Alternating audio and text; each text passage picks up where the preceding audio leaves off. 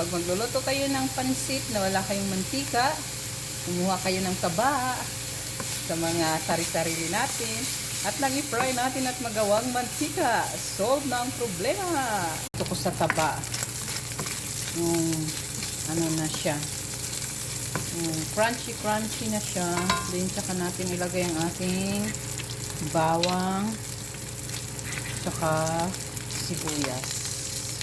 Yan na. Tapos isunod na natin mamaya ang sibuyas at saka bawang. Nangangamoy na siya. Saka na natin isunod yung ibang laman ng karne. Ayan. Inuna ko lang yung taba-taba nun para magmantika. Ayan. Napalambot na natin ang ating karne. Ilagay na natin ang ating super golden pansit. Ayan. Oh, wow.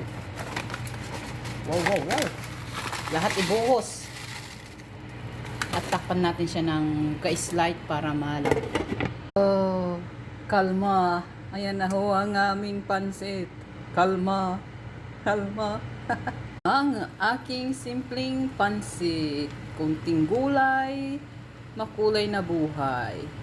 Wow.